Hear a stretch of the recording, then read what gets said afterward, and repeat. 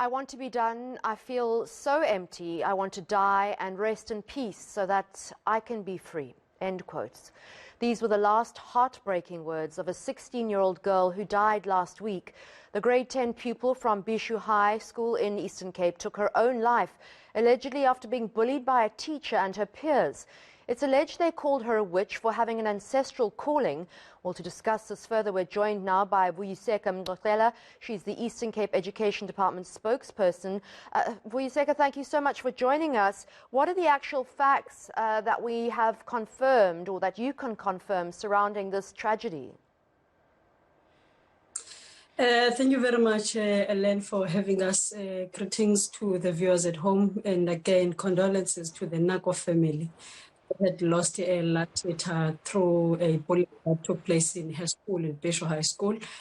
There are a few things that we can confirm. Indeed, the department has started its own investigation on the matter after we have had this incident of passing of that teacher through suicide, after she left voice notes that I think there are 3 that we have managed to receive, and also some Facebook posts coming from also the learners whom are her classmates.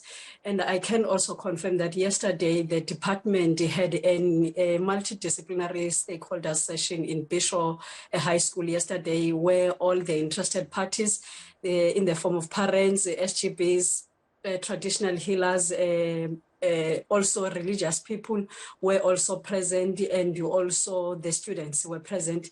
So those are the people that were inside the meeting. And also I can confirm that the department has been back and forth in the Nako family, and even today the entire management of the department is with the Nako family, accompanying Deputy Minister, if I'm not mistaken, Mr. Zizi Kodwa, and I can confirm that the head of the department is also there. And the other part that I can confirm, Alan, is that even the South African Council of Educators, which is an independent body of teachers, is also in the matter to do their own separate and independent investigation. And I can confirm also that the teacher unions are also part of the investigation that is to take place in that school. And the last thing that we can confirm is that there was a picketing by students in Bishu, which led to the 3 teachers that I mentioned in the voice note to leave the school, and we can confirm that that happened yesterday.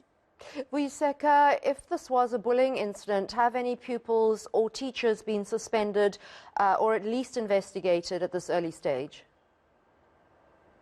There are 3 teachers that are mentioned in the voice note which are going to be part of the investigation, and there are also 3 learners that are part of what is going to be investigated.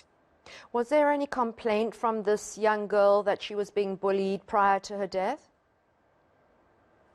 Yes, there was that kind of a complaint, and unfortunately she took her life just a day before there was a meeting which was called by the school principal, which was on the 19th, if I'm not mistaken. It was on the 19th, yes, wherein a meeting of parents was to be convened by the school so that the matter could be resolved amicably. But unfortunately on the 16th of this month, she then decided not to continue fighting, and then she took her life, unfortunately.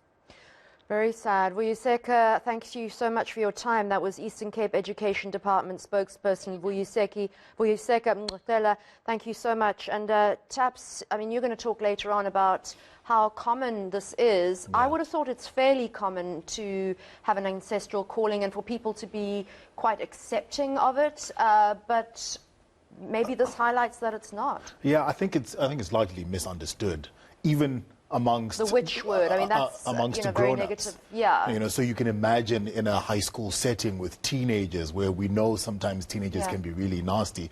If it's misunderstood by adults with the kids, it's going to be even more difficult. So hopefully we'll get some answers as to how this should be addressed in schools, and for young people who have that calling, how they can address it. We'll get to that a little bit later today.